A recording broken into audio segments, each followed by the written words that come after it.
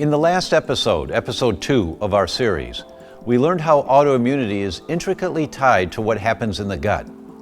We deeply explore how, if we can heal the gut, we can reverse and arrest autoimmune disease. From symptoms like chronic fatigue, brain fog, and joint pain, to illnesses like full-blown autoimmune diseases, MS, rheumatoid arthritis, we now know that it all begins in the gut. Episode 2 is your starting point to understanding that process. We also looked at the miraculous role of vitamin D in healing and how vitamin D deficiencies are monumental and cause the ultimate breakdown of vital bodily functions. I hope you took copious notes for the last episode because that information, the secrets of vitamin D and its vital role in health, and the groundbreaking foundational information on the gut are two key building blocks in what happens for the rest of your life and for those you love and care about. Hopefully you've purchased the series and you can listen to it again and again and again. In this episode, we deep dive into the microbiome. The medical community has long viewed microbes as something to destroy. Why is that? Our understanding around microbes was born in illness and searching for cures for things like influenza and measles and smallpox. But the idea that bacteria are bad and hold only one role in our ecosystem is not only a misunderstanding, it's actually dangerous to us as individuals and as a species. It was Louis Pasteur, the father of the germ theory, who said on his deathbed, "The microbe is nothing, the terrain is everything." He's talking about the microbiome. We are more and more aware, as scientific and medical community leaders, that microbes keep us healthy and control our ability to ward off disease and do simple tasks like run digestion and immunity. Nurturing healthy bacteria is of paramount importance in this new millennia. In fact, new generations of medications are being developed that kill harmful bacteria and leave the friendly good bacteria alone. And in other arenas, bacteria are being explored and used as carrying agents to cure illnesses like cancer. I've been asked many times over the years, if there's only one thing, Doc, I'm going to do, just one thing, what is it? And the answer is the same. Fix your microbiome, the most important thing you can do. The information you will hear on this episode is, in many cases, brand new and utterly life-changing. This is where you learn what can build or completely destroy good bacteria and how to create a healing process that begins in the microbiome and spreads to your entire body and impacts on your entire life. Because health is wealth, and it starts at the very core, the microbiome.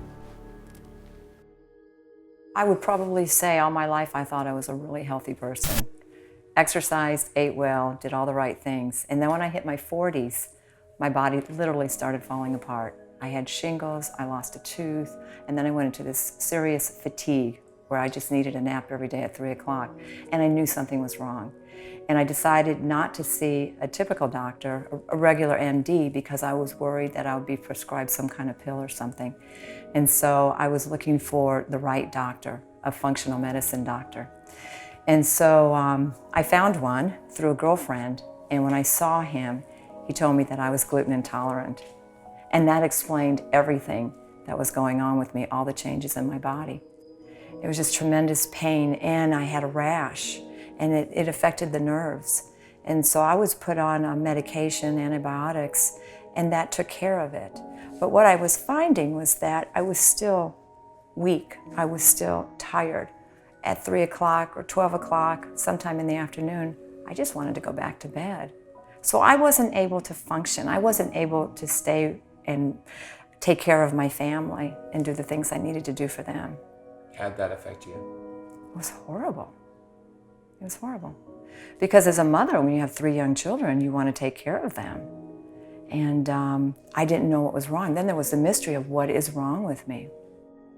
Each of us has a microbiome of our skin, our lungs, our eyes, our nostrils, and genitourinary tract, and really every organ has a microbiome of its own. And in fact, they're so different that I could have a 70% different microbes on this hand than this hand. Really? Yeah. Wow. Yeah, that's pretty fascinating, isn't it? Yes. And I think that's that left-handed, right-handed thing. Yes.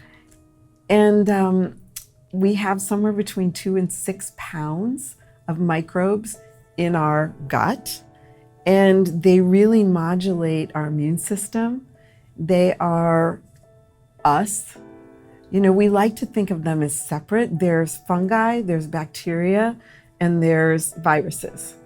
And the viruses have phages, which are actually viruses that eat bacteria and keep them under control. And So viruses aren't all bad for us. they're not all bad, just like bacteria aren't all bad. Right. And in fact, these microbes actually terraform the planet. They're the reason we breathe oxygen and why plants breathe carbon dioxide.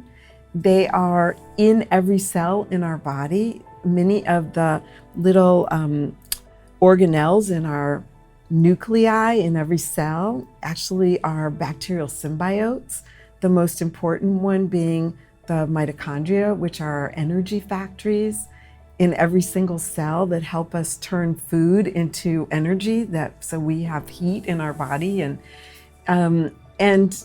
you know, we hear that they're not us, but the truth is that we're this one big symbiote, and they have an intelligence about them, and they live in big communities. And when these communities get out of balance, we get illness, like autoimmune conditions, we get diabetes, obesity, mental health issues, cancers. It goes on and on. You have literally thousands of different organisms that will live within our intestinal tract that have their own genetics. They have their own genes. They're not the same as our genes. And they're all different one from the other based upon the species of their lineage. And you start saying, well, aren't most of those friendly? Well, it is true that if you look at 1 gram of stool, and this is not a topic most people want to talk about, but we'll quickly talk about it. 1 gram of stool has more bacteria in it than there are stars in the known universe. Now that's pretty profound, right? That is profound. Like more than 10 to the 13th bacteria in 1 gram of stool. Okay, now of that 10 to the 13th bacteria, how many of them are hostile to the body? Well, we would normally say in a healthy person, very few of them, maybe 10 to the 3rd, 10 to the 4th, 1,000 to 10,000 out of 10 to the 13th. So it's a rounding error. You wouldn't even know them to be. They're completely surrounded, they're overwhelmed. That's right. They can't puff their chest and Precisely. So they've got all these what are called symbiotic bacteria or commensals that hold them in check, just as you're saying. But if you get a disruption of that balance, and it doesn't require them to become the dominant bacteria within our gut, but just a higher voice in the symphony of all these campers that are in our intestinal tracts, now suddenly the old meeting around the campfire is not so friendly anymore. Now your immune system sees those bacteria and their debris, because they die and they release their contents to the gut mucosa. They can be things like lipopolysaccharides, which are part of their gut wall structure, that then induce the immune system to say, oh, foreigners, we better call out the guards and start doing battle.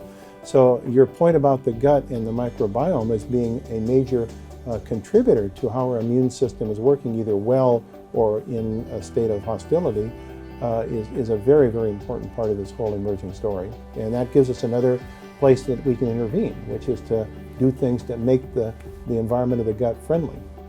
So do you see how important your microbiome is? When you've thought about being healthy or eating healthy, have you directly tied that outcome to having healthy communities in your microbiome? It's out of this world, isn't it? But it's critically important.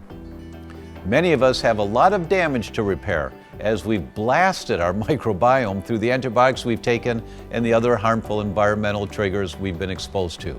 I admit, I grew up on Mountain Dew and Hostess apple pies. Not a good thing. The good news is that the bodies are forgiving. You can restore your microbiome, and we're going to be continually sharing with you the most cutting-edge information on how to do that throughout this entire series from this point forward. Now let's have a look at autoimmune disease in the developing world, also referred to as the third world. Looking at the health challenges that we face in the first world scenarios, would you expect the developing world to have better or worse gut bacterial situations? The answer might shock you. If you look at autoimmune disease, it really is a disease of the Western industrialized world, or a disease class, right? Yes. Because if you go to the underdeveloped world, or the third world, if you will, a big difference between us and them is they live in comparative filth. Okay, I mean, they don't have the kind of public hygiene. They're often living upstream, you know, taking water out of the river, cooking with it, going to the bathroom in it, you know, putting waste in it, and then the village downstream is taking the water out of the river. That, you know, the same thing, right? Yeah. So and that can be bad. I mean, you can have outbreaks, you can have dysentery. I mean, you can have bad stuff, but they're usually acute things. You either live through it, you survive, and it resolves, or you don't, right? But you certainly learn how to deal with your environment. Your immune system becomes probably stronger to the things that are really a threat that you have to react to, but it becomes much more tolerant to a large array of things that, you know, your immune system is almost saying, like, listen, I can't react to all of this, or, you know, it's just not possible. I have to size it up, and I have to know, I have to pick my battles. Right. We're exposed to so little now. We live in these little semi-sterile things we called houses, you know, with carpet and draperies, off-gassing toxins, and, you know, mom's afraid to let the baby crawl in the dirt or get dirty because, you know, that's bad, and so they're scrubbing them with all this soap all day long, and, you know, they just don't sample their environment. So sooner or later, they're going to run into these things, and if their immune system doesn't know how to size it up right, they're going to tend to be overreactive to everything. Right, because we know bacteria mutate generation to generation. Yes. So they're so supremely adapted to live on this earth. Our ancestors, who were hunters, gatherers, foragers, ate dirt, lived among the dirt, and actually got huge doses of these guys every day. So we developed this amazing symbiotic relationship where we give them a home and they protect the home. And they protect the home in so many different profound ways. It's even hard to imagine, just everything from even digesting your food. If we look at the Hadza tribe, which is a hunter-gatherer tribe that live in Tanzania, or the Amerindians in South America, and compare their bacterial compositional diversity to somebody in a European city, which has been done in a couple of studies, we see about a 60% reduction in diversity compared to our nearest hunter-gatherer cousins. So we have to ask the question, what is it that they're doing that's so different compared to what we're doing? It's rare that they have autoimmune diseases Correct. in the African cultures. So what you've exactly right, Tom. You see a change, a shift in their risk for reduced lifespan tends to be by trauma or infection. Our risk for reduced lifespan tends to be by autoimmune disease, or what's called non-communicable diseases, which are diabetes, heart disease, cancer, upper respiratory tract and respiratory tract diseases. So obviously the question that tends to run through everyone's mind is, well, is there a set of organisms that are missing that was so absolutely essential to protect us that we can replace? Or is it the way that we look after them, as you've been indicating? Is it something that we're doing generation after generation that's removing this diversity? Imagine that you live in America, in New York, for example, or in Chicago, and you are going in your late 20s to Malaysia, or to Africa, to Angola. Yes. Yeah. It's unlike you to develop autoimmune disease. It's unlikely? It's unlikely to you to develop an autoimmune disease. Mm-hmm. But if you put, in the other side, if you put a family in another country, if you put an African family, an Afro-American family in America, in the second and the third generation, you will start to have autoimmune disease, and severe ones. Because they are going to start to be less exposed. Yes. That will happen like that. So their protection is reduced. Yes. The next generation, Yes, their protection of course. is reduced. Yes, of course. It's more a burden than a theory for our lifestyle. Our nowadays lifestyle is more a burden of antigens exposure. That is the possible explanation of that. And it's quite beautiful because it's infinite, the possibility to recognize foreign antigens. So our immune systems we've been developed with the ability to recognize so many foreign antigens. Yeah. And in this country, we're not exposed to that. I'm sorry, in the United States or in any industrialized country, we're not exposed to as many, so that it makes us more vulnerable to developing the autoimmune mechanisms. Yes, of course. I have young kids and I walk through their elementary school and every single classroom has warning signs on it. You know, child, in this room, child allergic to peanuts, child allergic to corn, child allergic to dairy. And, it's no joke. They have like anaphylactic level, really serious stuff. I mean, life-threatening stuff. So it's not just hypersensitivity to, the idea that kids have food sensitivities. I mean, it's real. I mean, these are challenging times. Kids' immune systems are effectively off the rails. I mean, they're not behaving even like when we were kids at all.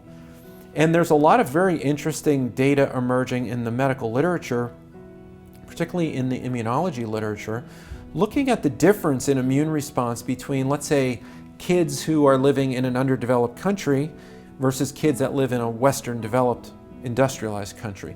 But even beyond that, they parse it much more than that. They look at kids, let's say in the United States, who live in cities, kids who live in suburbs, kids who live on farms, or in an urban versus suburban versus rural environment.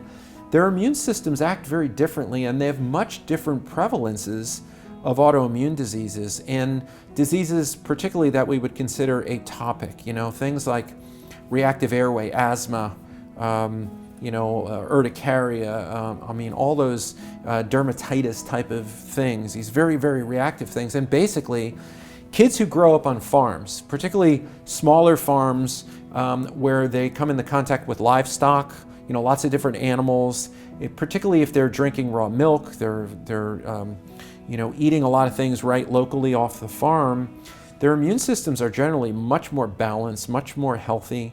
Their GI microbiota is much more diverse, and they don't have autoimmune disease. They don't have asthma, they don't have hay fever, they don't have all these things that most kids in the suburbs and cities now are racked with. It's such a problem that our children face living in the suburbs. There's clearly something to be learned from the children with healthy gut bacteria living on farms. We can gain a lot from seeing how the children's behavior is connected to their gut health. The key is that whatever the circumstance we live in, we have the tools available to create the best possible environment within our bodies with the choices we make. Now, let's have a look at the immune system. The immune system is vital, as we all know. A healthy immune system keeps us fighting colds and flus and serious diseases such as cancer. We all get cancer cells. Every day we get cancer cells. It's just a question of whether our immune system can take care of them or not. It's something we all know we need to have intact. But did you know that there's a direct connection between the microbiome and the immune system? This is a key missing link, which is the reason people often fail to have effective functioning immune systems. Part of it is that our immune system is quite a bit under control by the rest of the good bacteria in the gut. The immune system is almost naive in a way. So, I always explain to people the immune system is like this big army with a lot of capabilities, but no general. They don't have a plan. They don't have a list of bad guys to attack. We used to have those lists of all those different, the top 10 bad guys or whatever to attack. The FBI's 10 most wanted. 10 most wanted list. They don't have that list. They actually require the good bacteria within your system to train them to figure out who the bad and good guys are. We actually know of bacteria, for example, the spore-based bacteria that I work with a lot in research, that can sit next to a bad bacteria in your gut and actually flag it for destruction by the immune system. It can actually go as far as saying, hey, immune system, here's a bad guy. You hear a lot about biodiversity, right? You need all these different strains of microbes to calm down the immune system, but very few people know why this happens. And it turns out that the actual human body has little receptors that sit on our intestinal cells. And when we have certain species of microbes around, the dead fragments from these microbes will bind these receptors and send a signal to our bodies to calm down. Our immune cells are literally trained by microbes. when microbes are present, they tell our immune system how to behave. So if we're going to have a ton of these microbes around, we're going to have a diverse, well-trained immune system. So biodiversity means lower inflammation, calm the immune cells. So this relationship that the gut bacteria, the so-called microbiome, has with our immune system can either be what's called tropic, which is positive. It can stimulate the immune system to be in the appropriate balance of recognizing truly foreigners, and it can be a vigilant part of our good health. Or if you get too much of the message of foreigners on board, then it shifts that immune system over into starting to have collateral damage to our tissues itself. This is really mediated through a very, very complex and beautiful regulatory system. If you think of the immune system as having so many voices, because the immune cells are differentiated into all sorts of different families, Th1, Th4, Th16, 13, 17, I mean all these different personalities of the immune system, and they're orchestrated by a kind of an upstream executive center called the T regulatory cell. And the T regulatory cell is in communication at the gut level with what's going on with the microbiome. So if you get a message from the microbiome as all is healthy here, all is fun, we have bright sunny days down here, then the Treg cell sends out messages to all these other operative cells within our immune system to say, just keep doing your job, don't worry.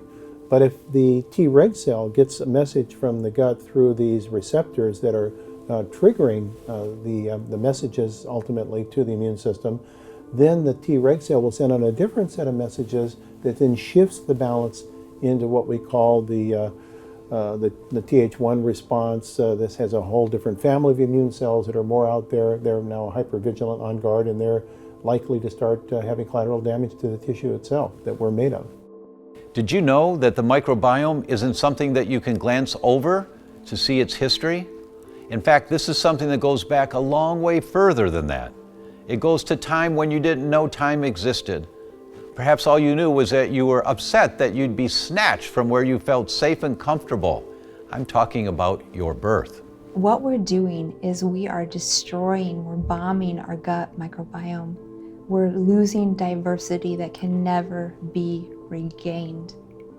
If you read Martin Blazer's work and many, many others, so many of the things we can start with from birth, cesarean section, which sometimes we can't help. Yeah. But we're colonizing our infants with skin flora of the surgeon Yes. instead of the mother's vaginal flora, which is the normal microbiome. Yeah. And then you go on to breast versus bottle feeding that has a profound effect on the microbiome.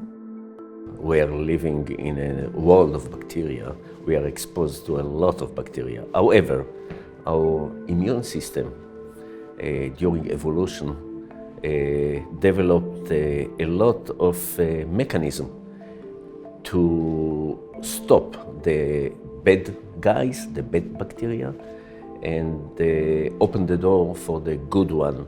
In fact, when the child is born, in a couple of hours or a couple of days, he is acquiring the microbiome. He's acquiring it from his mother, from the family, from the house, from the environment, from a birth canal and whatever. And in a healthy physiological situation, he will carry this microbiome all his life. However, sometimes for many reasons that maybe we will talk about it, there is a disequilibrium whereby the dysbiosis is taking over and fighting our microbiome. And then, most probably, problems starting to appear. So I've seen some of the studies that a child that is born natural childbirth, the child coming down the birth canal is covered in mother's bacteria. You're right, yes. And that bacteria goes through the nose and the mouth and the ears. And, everywhere. And so the baby is inoculated with the good bacteria. You're right. And some of that bacteria carries messages to help baby prepare for the environment that baby's coming out into. You're right. But when a baby is born by cesarean section, as an example, then the bacteria that migrates into the baby's intestines is the bacteria in the hospital room. You're right. Or wherever the baby is born. We're talking about the different population, yes. Different Of bacteria, populations yes. of bacteria that get You're in. right, you're right. And that those children who do not have the inoculation at birth, they tend to be more vulnerable to atopic diseases or skin diseases and allergies and asthma as they're growing into their childhood. I'm a big fan of natural childbirth. I realize that a lot of women don't want that, but I also want to advocate for vaginal births for women whenever possible. You know, we have a rising cesarean section rate in the United States. There's some countries where the cesarean section rate is very, very high. It's funny, a lot of women have this perception, it's almost a myth, that cesarean section's easier. You know, they think, oh, well, I could just show up on a Wednesday at 8 o'clock and get my baby out. Mm-hmm. But the truth is that you want to have a vaginal birth for a couple of reasons. One is that a baby coming through the vaginal canal gets inoculated with the microbiome of the mother. So there's some inoculation that happens when the baby is still in the uterus, as you described, kind of the passive immunity of the mother. Mm-hmm. But there's this really important setup, kind of a foundation for the baby's microbiome that they get when they come through the vaginal birth canal. There's this exquisite kind of fine-tuning that happens before a woman gives birth.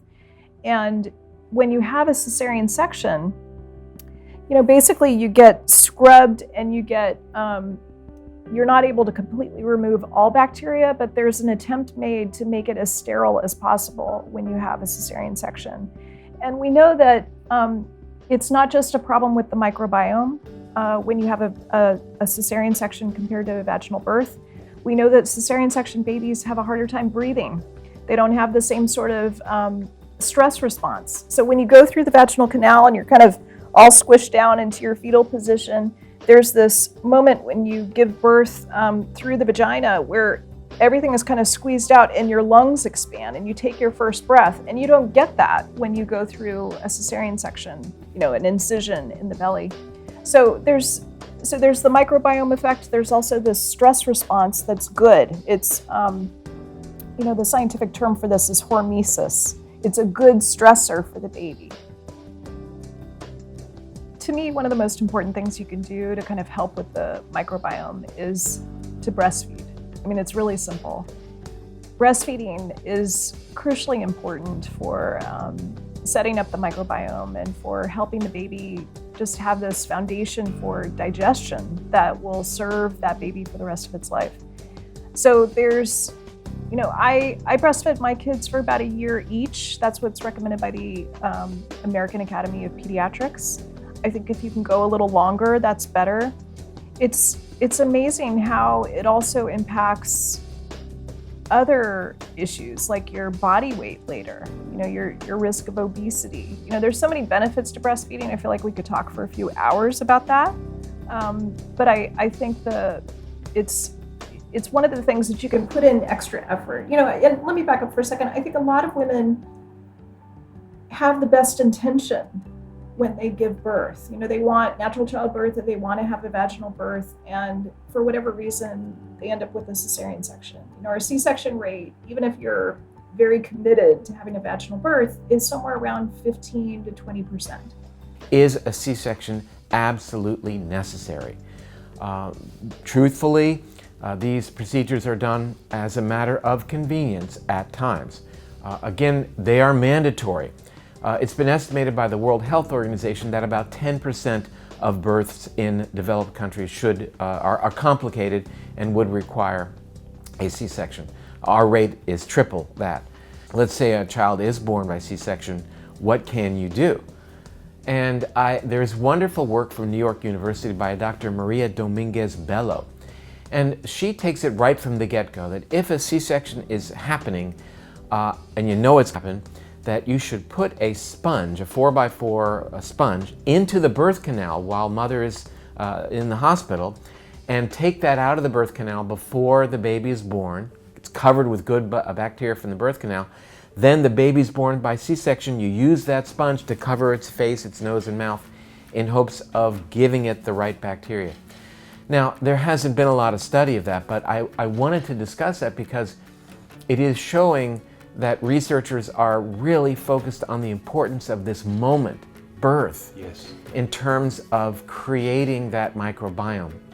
Understand that what is being transferred at the time of birth, yeah, it's bacteria and other organisms, but it's information. That's what's key. Understand that 99% of the DNA in your body isn't the 23,000 genes that you got from mom and dad that represent your genetic legacy. It's in your gut bacteria.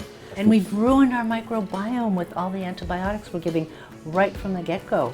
Little babies are given antibiotics, wiping out their microbiome, or they don't get a microbiome because they're born by cesarean section. So, I mean, or populated by the, you know, whatever's on the hands of the person who's handling them in the nursery. Right, the surgeon or the nurse that's handling them afterwards. That's the microbiome they develop, is the bacteria on the surface of the skin of the surgeons, not mom's internal bacteria that they were pre-programmed to receive. And that bacteria is the library, if you will, of how that gut is supposed to develop. It's messages, it's information. Yes. And this baby is born without that information. Yes. Which is horrifying. And the mom may not have such a great microbiome either, because she may have been on antibiotics, she may have been on all kinds of medication, steroids, whatever. She may have had vaccines with thimerosal in them that wipe out the gut bacteria. Or stress. Stress is going to do that. Yes. So cortisol does that. Yes. So we're in trouble. There's some women who end up getting antibiotics when they're in labor. You know, either they have a sign of infection, you know, like their uterus getting infected, or they're colonized with group B strep. And that's where you want to start being really careful about the use of antibiotics.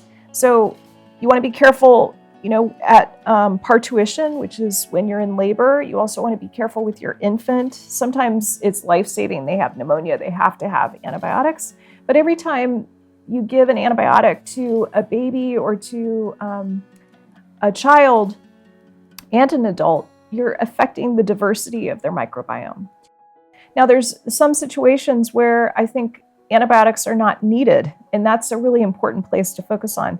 You know, a lot of kids have otitis media. They have an ear infection, and physicians tend to give antibiotics, you know, just it's a way of dealing with 40 patients a day and just kind of like running them through, whereas it's often a virus that's causing the otitis media. So we want to just be really thoughtful and, you know, have kind of this high bar for whether we give antibiotics. I saw a study back in the late 80s that over 70% of recurrent ear infections, otitis media, over 70% of them were not a bacterial infection.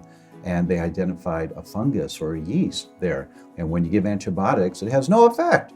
Except maybe to allow the yeast to grow more. Right. Because you reduce the competitive bacteria in the gut that's supposed to be there. Exactly right. So sometimes antibiotics are needed. Absolutely, they can be life-saving and life-protecting. But there's the indiscriminate use of them as a first option instead of as a last resort. Right. And I think, you know, we're at this point, we're at a tipping point with looking at the diversity of the microbiome. And we know that people who have a more diverse microbiome are healthier.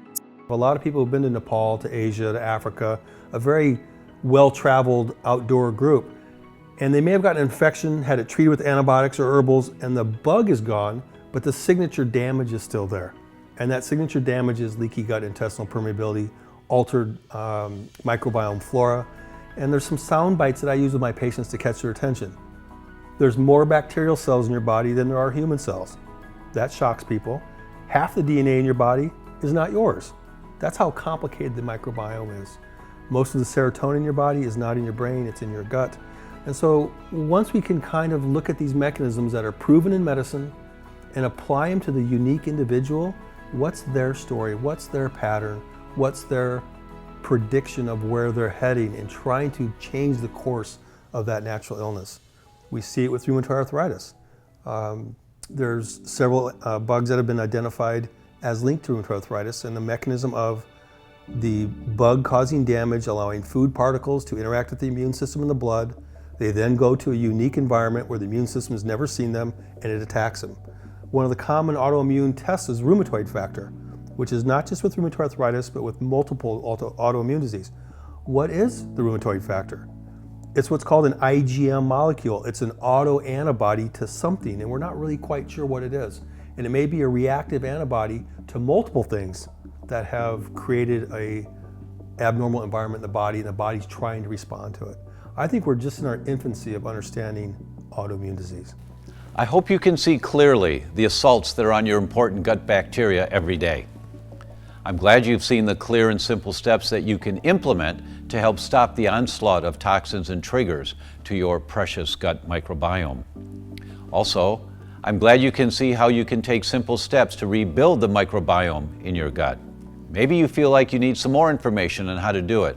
So let's dive deeper into this. And this microbiome has to be in balance. And there's an extraordinary book called The Epidemic of Absence that details the history of the changes in our microbiome, the elimination of parasites and worms, and how that has actually led to this disruption in our immune response and this overreaction to our body's own tissues. Where we used to actually respond to parasites and worms and keep an equilibrium, they're not there anymore, and our bodies sometimes get triggered into this autoimmune response.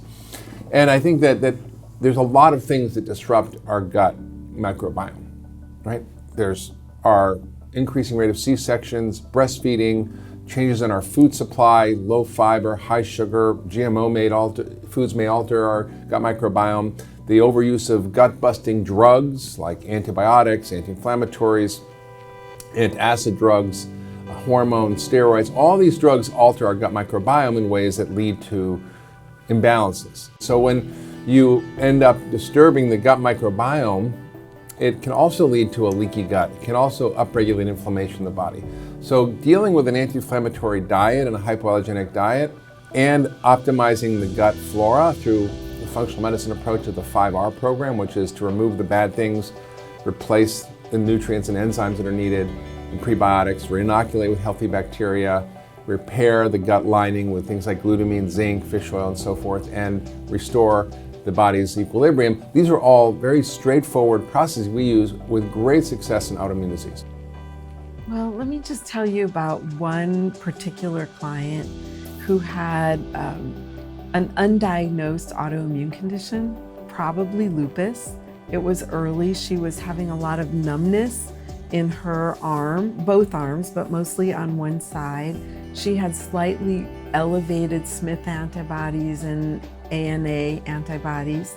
And her memory was, she described it, going down the tubes.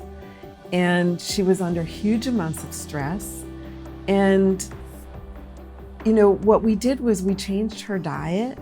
And by changing her diet, we changed her microbiome.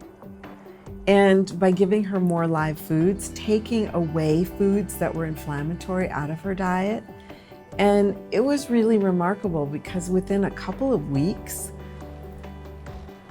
it was all starting to resolve. Wow. And within 3 months, she had lost 20 pounds. She goes, I lost 20 pounds without trying. I go, yeah, you just changed everything about the way you eat. Change the microbiome. You changed the microbiome, and also you rested 2 hours a day. We did a little bit of protein powder that had some nutrients that upregulated phase 1 and phase 2 liver detoxification.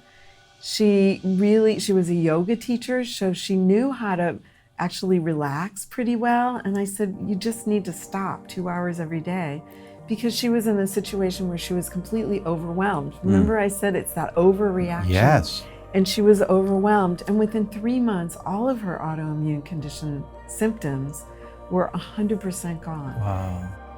Amazing, isn't it? Restore your microbiome and watch your symptoms go away. You heard that right. Within 3 months, all of her autoimmune condition symptoms were 100% gone. Gone! That's the day of peace when the war has finally ended inside her body. So would you like to know what the first step is to check the gut's microbiome? Here's what you do. And the more you work on the gut, the more individualized you're able to do it. But you've got to remove the offending bugs, you've got to restore the microenvironment, you've got to replace the flora with the good bacteria. And it's really a restoration, it's a removal and restoration. I tell my clients it's kind of like the Amazon rainforest. If all you've got is trees, you don't have the biodiversity that you need. You've got to have all the orchids and all the ferns, and you've got to have that incredible diversity that you see in the rainforest. And I kind of see the gut as an internal rainforest. And so you have to pick what individually they need, use the advanced testing that's available to identify what the problem is. We try not to get real hung up on what the disease or the pathology is. We run down the foundational elements, right? And one is, in autoimmune disease, particularly if they have a strong family history, we have to straighten out the gut. It has to be right. So I'll use sort of a molecular DNA-based testing where it's a stool-based analysis, and we map the GI microbiome. So we do a GI map that looks at the bacteria, the protozoa, the viruses, the fungi, and we can even do the virome now, like I said, with DNA, and we can look at what's there. The good guys, the bad guys, and the ones in between, the opportunists. We can look at the relative balances of those. And we're doing two things. We're trying to nudge them toward what we would consider an acceptable microbiota, a normal balance, and get rid of any overt pathogens. But with the opportunist, we're looking particularly for these organisms that we know in the literature today already have been either associated when they overgrow, or there's more DNA recovered than normal. They're associated with much higher incidences of these various autoimmune diseases. And if they have rheumatoid arthritis in their family history, I'm looking for Klebsiella overgrowth, I'm looking for Citrobacter overgrowth, I'm looking for Proteus overgrowth. And yeast can make us feel lousy, not to mention really usher in more sugar cravings. This is a whole nother conversation around how gut microbiome can influence our taste, and dysbiotic flora can cause us to crave foods that really aren't good for us at all. So dysbiotic flora means too much of the wrong kind of bacteria. And That's so right. you start craving foods that feed the bacteria. And it's a really good example with yeast and craving sugar. Yes. Are there some other examples? What other foods feed undesirable bacteria? So sugars, simple carbohydrates. Simple carbohydrates means refined grains, like white flour, white bread, white rice, things like that. Things that are going to turn into sugar quickly in the body. Yes, so that will feed the bad bugs. And what's really interesting about these bugs that we're learning is that the bugs can actually produce some of the neurotransmitters that either make us feel good or make us feel bad. So what we're doing right now is doing clinical trial on these spore-based probiotics that we work with for reducing gut permeability, or leaky gut is a common term. And so in order to do that, what we're doing is we're finding students that have leaky gut. And these students are young, they're healthy, they have no symptomology. Like you said, there's that period of time where things are happening in the body, setting it up for disease, but there's no symptomology, right? They've not killed off enough tissue yet. Exactly, they're not killed off enough tissue yet. The inflammation is there, but the inflammation is starting to build and create more and more damage. We are finding in screening these students by giving them a certain challenge meal that would induce leaky gut, we're finding about 65% of kids are experiencing leaky gut. Wow. And this is in response to one single meal. It takes their body 14 days to recover from the inflammation from that one meal. The meal, of course, we're giving them is a McDonald's breakfast. Wow. To stimulate that leaky gutness. So these same 65% of kids, they're in their early 20s, mid 20s maybe, they are seemingly healthy, but every single time they eat food, especially the bad food and things like gluten, you're getting this huge toxic response in your body that you don't feel. You feel fine, but it's damaging tissue, it's messing up your immune system, it's confusing the immune response, and every single day of doing that over the next 10 to 15 years sets you up for every kind of autoimmune disease in your mid-30s, 40s, and 50s.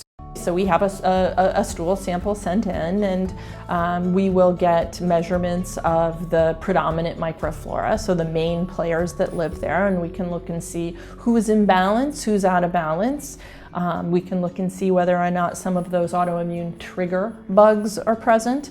And we can see if there are any pathogens, are there parasites, and on and on. Are there inflammatory compounds that the gut produces? Things like lactoferrin or calprotectin, eosinophil protein X, are these elevated? And then we go in there carefully, or I will design a protocol that will help to drop the bad guys, raise the good guys, quench the inflammation, and by and large, I'm using botanicals to do that. So antimicrobial botanicals. We've got this fabulous arsenal of so these are herbs that work. Mm-hmm. Yep, I'm using herbs. Mm-hmm. Long history, decent research on their efficacy, and you don't get the fallout that you do with antibiotics. Mm-hmm. Once in a while, I'll use antibiotics for certain circumstances, but by and large, I think we can do as good, if not better, with herbs. Mm-hmm. Yes. Mm-hmm. Are there any foods that you recommend to help build the microbiome? Oh yeah, absolutely. So there's a treasure trove of prebiotic foods. Mm-hmm. Biotic meaning bugs, pre meaning, well, before the bug, or what the bug eats to proliferate. So mm-hmm. there are many great prebiotic foods. Arguably, everything we eat is a prebiotic. Everything is going to be feeding our bugs. Mm-hmm. Are we feeding them healthy? Are we feeding our bugs what they need to be eating so they stay balanced and happy? Or are we feeding our bugs so the guys we don't want around are proliferating? Food can affect our microbiome. What we eat does make a difference. I know you've been through the confusion. What do I eat? What don't I eat? And then there's the discouragement of feeling like no matter what you eat, the outcome will still be bad. Well, the truth is, you can get better, feel better, and be on top of whatever challenge you might be facing. So what foods do you avoid, and what foods are most effective? Probably the most important factors are food. So as we lose whole, real, live foods, which feed the microbiome, and we're eating processed fast food, I won't mention any names, or processed packaged foods. You think about the kids that take the Lunchables to school. I mean, what kind of a meal is that? That is not feeding the microbiome. And so what we're doing is we're lacking the foods that feed our microbiome. We're not just feeding us, we're actually feeding our gut bugs. And if we don't think about that, I mean, diet is key. But I think really one of the even more important pieces is eating prebiotic-rich foods. These are soluble fibers that we find in foods like asparagus and onions and garlic and root vegetables and jicama. And these are the food for the probiotics, for all the beneficial bugs in our gut. Okay, so we focus a lot on probiotics, and probiotics are really by definition bacteria or fungi that have a specific strain that's known to have a specific health benefit in the human body. When they're actually in our microbiome, they're called probionts. And they live in big families. And we focus a lot on probiotics and probiotic supplements, and I think they're pretty fascinating, and I think that the research is going to explode in this area. And I think that we're going to find that there are certain probiotics that are great for certain health conditions, for certain people at certain moments in their lives. Right. I think where the real magic comes is in the probiotics we get in food, and also in the prebiotics, which are foods that have soluble fibers in them. And these soluble fibers that we find in things like asparagus and onions and garlic and root vegetables like yams, or things like jicama, bananas, most fruits, beans. These prebiotic fibers are so important in so many ways because they feed the probionts in the body. They feed the microbiota. And as the microbiota gobble them up, these prebiotics get activated and the polyphenols get activated so that they can work doing whatever they do to reduce inflammation and send our genes messages and say, hey, calm down, everything's really okay. Why are you so upset? And primitive peoples really ate a lot of these prebiotic foods. One of the things that we know about encouraging more of the beneficial bacteria is fiber from vegetable, the insoluble fibers from vegetable. And one of the concepts we've often recommended is varying the vegetables that you take in will determine which of the good bacteria you're going to be feeding. Absolutely. Are there any vegetables that feed bad bacteria? One of the unfortunate things is that fiber in general can feed bad bacteria as well as it can feed good bacteria. So, and that in fact is one of the causes of why a lot of people have sensitivity to fiber.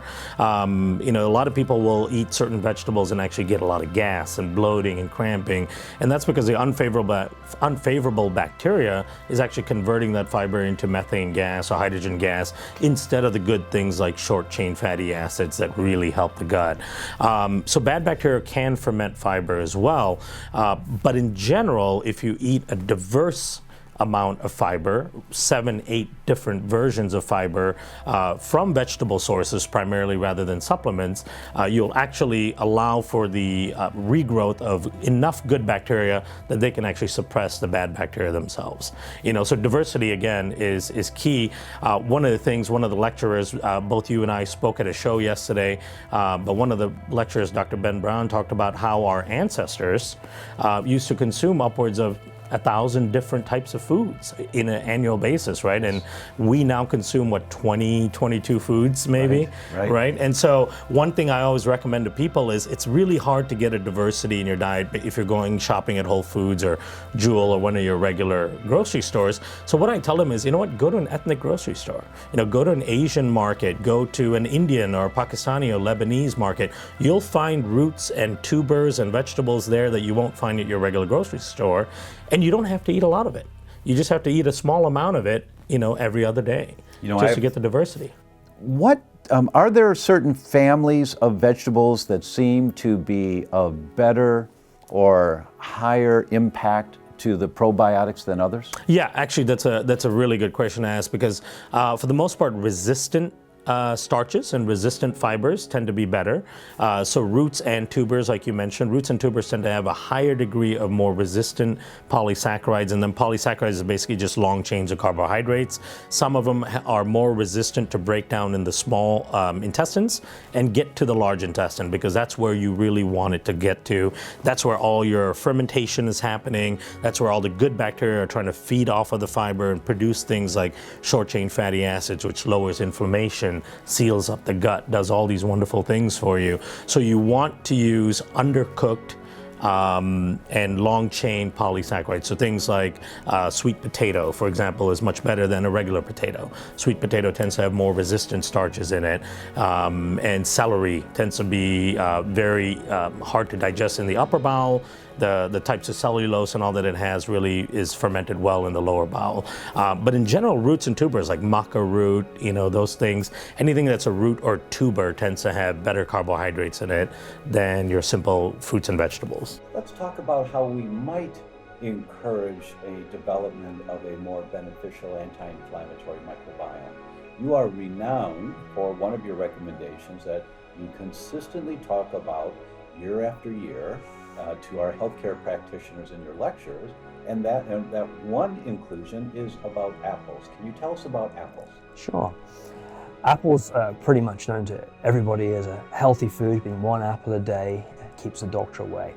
And it's always been something I've known from primary school, and it was very exciting to me probably 10 years ago to discover that in a mouse model initially, giving the equivalent of 2 apples a day to these mice, you could induce the same level of inflammation control as around 10 to 15 milligrams of a steroid, an oral steroid. Now this immediately translated for me is how do we utilize that information? May I just pause there for a moment? Sure. Just to process what you just said. So the equivalent of 2 apples a day will give you the anti-inflammatory effect of 10 to 15 milligrams of the most powerful anti-inflammatory drugs, the steroids, that our doctors use when they have no other options. Correct. 2 apples a day. When delivered to mice that had colitis at the time. So these mice were given a sulfate dextran, which is a triggering product, to make the lining of the gastrointestinal tract get very inflamed. And when they split them out between the control, the apple and the steroid group, the apple and the steroid group roughly matched out at 2 apples to between 10 and 15 milligrams. How do we translate from little mice into humans was my next question. So I tracked apple studies for quite some time, and you'll be amazed how many you can find coming out now. But a big clue for this is that apples, when they're prepared correctly, and it's not eating them raw, but cooking them, and we do that by breaking them down, trying to keep some of the skin on because there are chemicals in that skin that are also useful.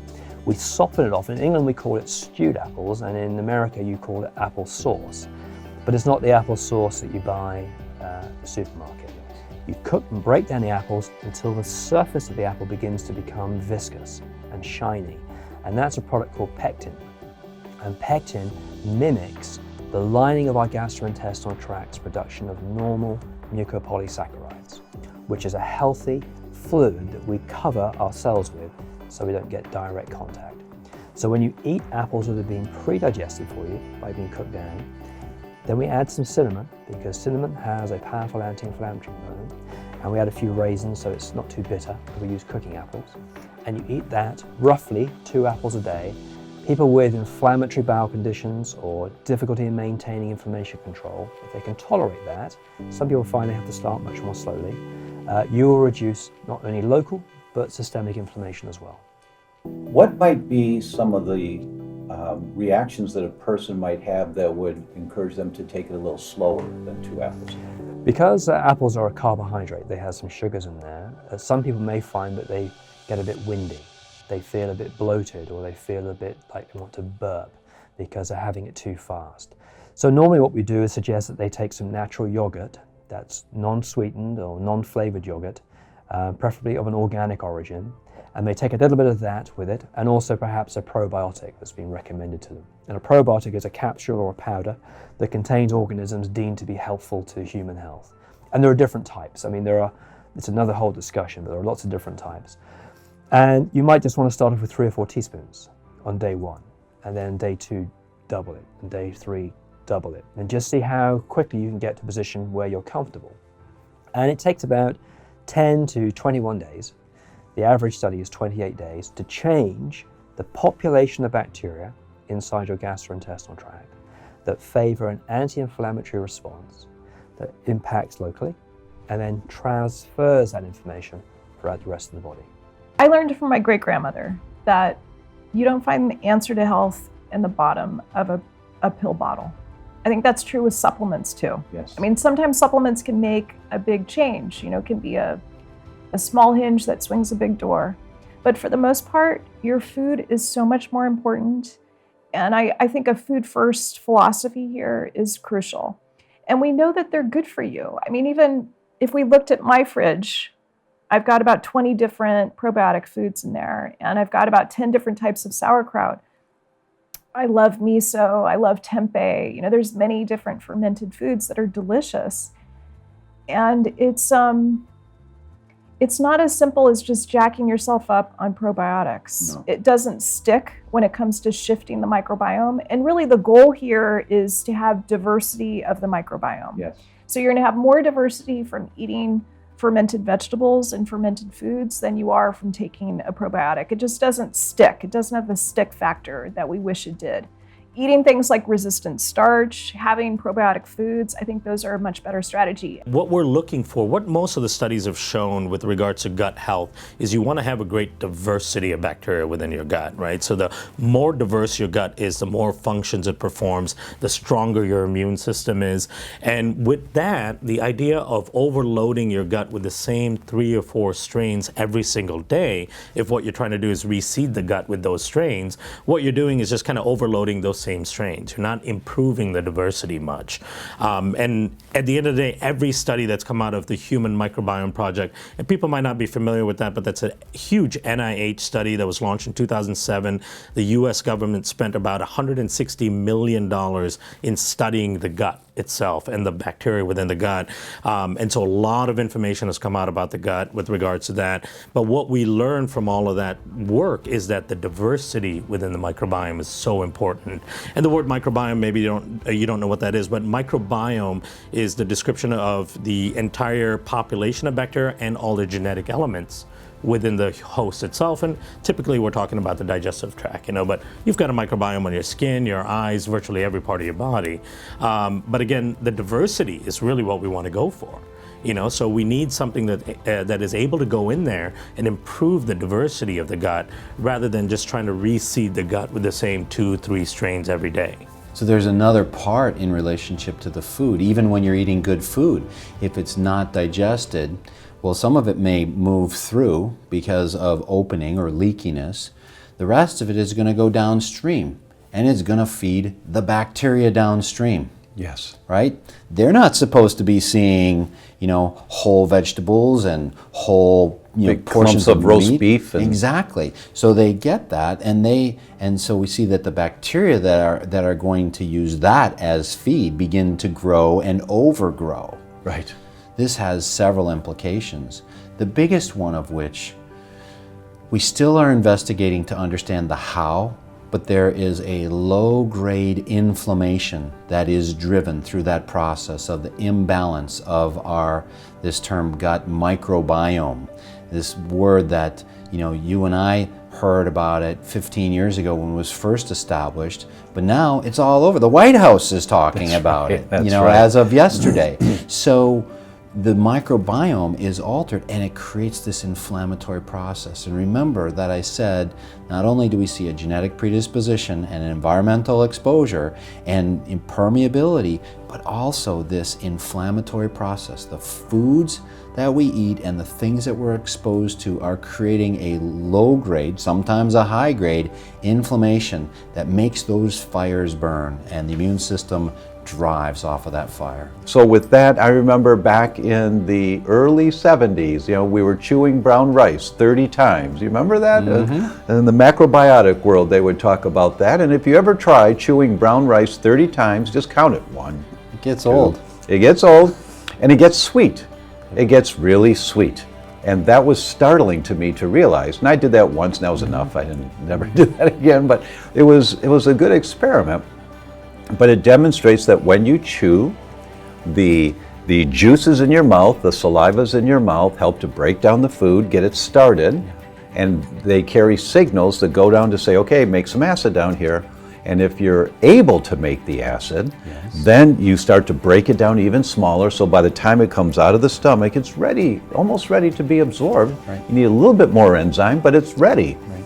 So even good foods, if we don't have the apparatus working correctly, can still contribute to the mechanism of autoimmunity. Exactly. And you reminded me of this kind of epiphany that I had one day. Michael Pollan has a wonderful little book called Food Rules, and in there are 64 rules. Each one is about a half a page. And I opened it up, I would give it to patients, but one day I opened it up and it said, eat at a table, ... a desk is not a table. And as a practicing physician, I'm often like, well, I'm going to have lunch and I'm going to sit down. I've got my good food and I've brought it from home and it's fresh and I've warmed it up, not in a microwave, and I'm eating it, but I'm at the computer and I'm looking at charts and I'm doing things and I'm answering the phone and I'm at my desk, and vagal tone, am I relaxed? Yes. No way. No. Even the best food. Yes. So yeah, you're right on it. Just like our health is dependent on the quality of the foundational building blocks, the microbiome, in the same way, the quality of the food we eat is dependent on the environment in which it's grown. Watch this. Some of the studies show now as well, we used to use probiotics ad nauseum, I still do. They have an important clinical place, but we can actually contribute to the monoculture of our gut by giving one strain of probiotic for long term. Wow. So back to food, because that increases diversity versus just probiotic strains. Wow. And back to things that actually, eating food out of the soil without maybe always washing it off, as long as you get it from a good source. I think that's a great idea. Wow. And if we go one step further, the health of the soil, which is lacking severely in the US, is a reflective marker of what's going to happen to our microbiome. Because the food comes from the soil, our microbiome is actually very connected to the soil. And as we're using these pesticides and chemicals on the soils, we are obliterating the soil microbiome. And of course, that in turn affects us because we're eating food from the soil that's lacking in nutrients, lacking in diversity, lacking in the microbes that we need to colonize our gut. So we have soils that are poisoned with glyphosate, and you can't even grow organic in them, until you wait several years to get rid of the glyphosate. So we've got a huge problem right now. Even if we were to stop using it right now, we'd have to wait a long time before it disappears from our environment. And glyphosate has been shown to preferentially kill the good bacteria. We have strong correlations between intestinal infection and inflammatory bowel disease and celiac disease, all of those very strongly correlated with glyphosate usage on corn and soy crops. We can get that data from the US government. It's freely available on the web, and I've looked at all these different data sets. I'm a computer scientist, so I can process data. And so the gut is definitely being hit hard by the glyphosate. And the soil, same thing. There's bacteria in the soil, and they are super important for allowing the plants to pull up the nutrients, just as the bacteria in the gut are super important to supply us with nutrients. And in fact, the pathway that glyphosate disrupts, which is the shikimate pathway. The what? Shikimate pathway. That's the pathway glyphosate disrupts. So that's the key. It actually does a lot of other things, but Monsanto focuses on that pathway, and they say, well, look, we don't have that pathway, our cells don't have that. It's a biological pathway. That humans don't have that pathway. Yeah, so lucky us, we're safe, right? Mm-hmm. That's the argument. It's a false argument because our gut microbes do have that pathway, and they use it to produce incredibly important nutrients for us. And this includes, for example, folate. So it produces the aromatic amino acids, this pathway.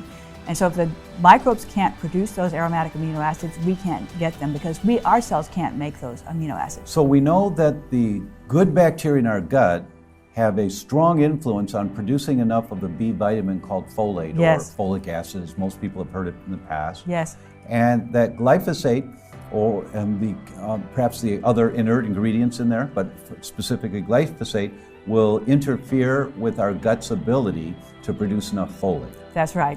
The soil and us share some degree of commonality in that the soil has a phytobiome. Now that refers to a mix of fungi and different organisms and bacteria that share the space of the soil. And a healthy soil makes a healthy plant. And more importantly, the bacteria in the soil transfer information through enzymatic release to the plant's immune system. And the plant has an innate immune system, a bit like we were born with a system that's pre-encoded to recognize certain challenges. The plant has the same. The healthier the soil, the more vibrant the plant's immune system is, which means it can resist disease, it can resist infection from different types of organisms, and it can help defend itself against different insects. Now you might be thinking, well, why would a plant's immune system have any relevance for me as a human? Well, plants, when they have a healthy immune system, produce lots of chemicals which are called phytochemicals or plant-based chemicals. And the more diverse those chemicals are, the more nutrient dense the plant becomes. And more importantly, that message gets conveyed to us when we consume it. When we eat the plant. Correct. So here's a very simple takeaway. Switching to a predominantly plant-based diet has the same instance of benefit as giving up smoking in terms of future health risk. So statistically, if you move towards a diet that contains about 80% plant-sourced as opposed to meat and fish-based, from a pure risk perspective, you roughly achieve the same level of reduction of risk as if you were giving up smoking. So that's a very powerful message. Obviously, there's lots of questions these days because of different eating styles as to whether a plant-based diet or a meat-based diet or a fat-based diet should be utilized. But let's just go back to these plants, because I think that the phytobiome, the way that we look after our soils, the way that we nourish our soils, produces the food that we ultimately consume, or the animals that we're going to eat will consume. They come with molecular messages, like little keys. And when we consume them, we release those keys by breakdown in the stomach, and they enter the gastrointestinal tract where there are locks. If these keys fit the right lock, it switches on a cascade of response that's so beautifully elegant that there should be a song written about it.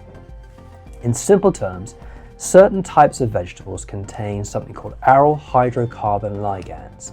It's a long, complicated name, but if the plant is cruciferous like cabbage, cauliflower, broccoli, or onions, and they still have a bitter content, that means the immune system is still quite active. That bitter content is separated by enzymes, and it fits a lock inside our gastrointestinal tract and switches on a whole range of healing mechanisms. So it makes immune cells, it stops the gastrointestinal tract from being leaky, it facilitates appropriate compositional changes in the microbiome to favor an anti-inflammatory ratio. It improves peristalsis, so it reduces risk for constipation and makes people feel more comfortable. It changes the production of hydrogen sulfate, which is a gas that bacteria produce, which in small quantities has an incredible mitochondria, which are little powerhouses that live inside our will look for hydrogen sulfate in small quantities to switch off genetic transfer from mitochondria to the cell nucleus, which in turn diminishes the risk for cancer of the gastrointestinal tract. If they asked me, let's say you're at a party, I mean, this happens to us all the time, right? What do? You know, and they figure out, and everybody wants free advice, right? So if they said, well, I have autoimmune disease in my family or what have you, what could I do to be proactive? I mean, something as basic as take a probiotic, you know, eat real, whole, fresh foods, you know, don't eat junky foods. Be very prudent about your use of antibiotics. Be prudent about your use of non-steroidal anti-inflammatories. Hopefully you don't have to use them at all. But anything that causes leaky gut, excessive alcohol intake, you know, like I said, poor quality processed foods, that's all going to help the GI environment. It's going to help leaky gut. It's going to help the ecology in the gut. Eating fermented foods, all the things that we know are good for gut health is one thing. I would encourage them really to go further, and that is to test which foods their immune system does not like. If you really want to be healthy, you got to get beyond this disease reactive care model.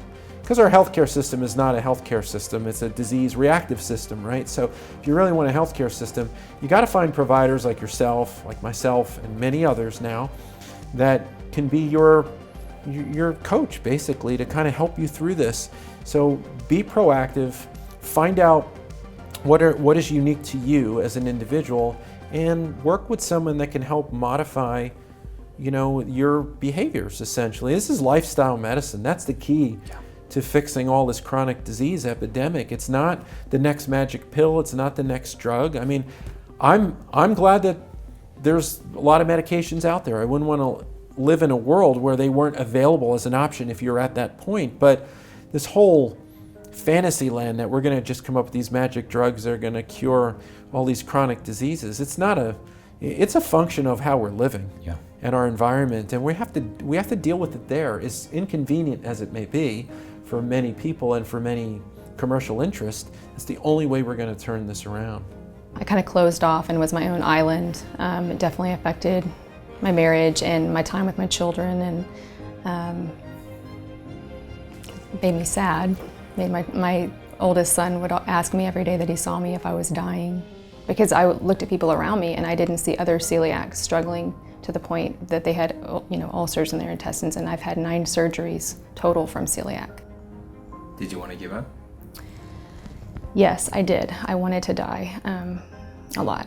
When you have ulcers and you have celiac, they pretty much consider that like a precancerous state, and it's a poor prognosis cancer. It's lymphoma. And people die from it. I mean, I'm back to functioning, and I actually am back to knowing what it's like to enjoy life, just to have hobbies and things other than medical, you know, not always. My life was just in and out of doctor's offices, and now I can actually live life and not have to base everything around doctor's appointments and being ill all the time. Hi, I'm Dr. Hyla Cass, and I invite you to watch this really very informative docuseries on autoimmunity, its roots, how to detect it, and what to do about it. And it's all free. So I invite you, have a look, have a listen, enjoy. In this next episode, you're going to learn about the challenging digestive diseases that make up a lot of the suffering that people are going through.